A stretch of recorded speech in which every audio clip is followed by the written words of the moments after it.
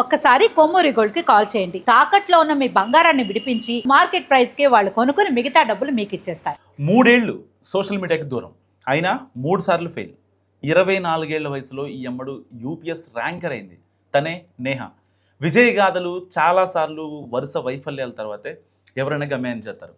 అలాంటి ప్రేరణాత్మక ఉదాహరణలో మరొకటి నేహ బ్యాడ్వాల్. అలాంటి పర్ఫెక్ట్ ఎగ్జాంపుల్స్లో ఒకరు నేహ. సో పలుమార్లు విఫలమైనప్పటికీ ఆమె పట్టుదల, క్రమశిక్షణ వదలలేదు. సన్నద్ధత, సహనం చివరి వరకు ఆమెను యూపీఎస్సీ సివిల్ సర్వీస్ పరీక్షలో విజేతగా నిలిపాయి. కేవలం 24 ఏళ్ల వయసులోనే 2021లో యూపీఎస్సీ సివిల్ సర్వీస్ పరీక్షలో అఖిల భారత ర్యాంక్ 569 సాధించి మొత్తం 960 మార్కులతో విజయాన్ని అందుకుంది. సో దేశ పరిపాలనా సేవల్లో చేరాలని నేహా బ్యాడ్వాల్ వేలాది మంది సివిల్ సర్వీస్ అభ్యర్థుల మాదిరిగానే కలలుగనింది.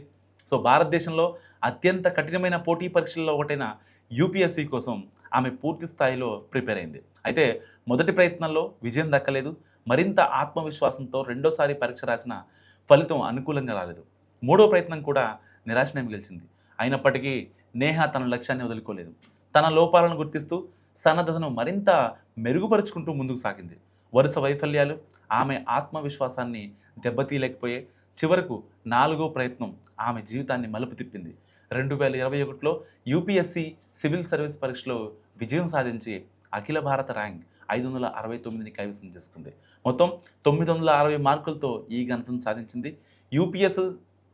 యూపీఎస్సీ సన్నద్ధతకు మరింత ఏకాగ్రత అవసరమని నేహ భావించింది. సో సరిగ్గా ఆ సమయంలోనే ఆమె సోషల్ మీడియాలో చాలా చురుగ్గా ఉండేది.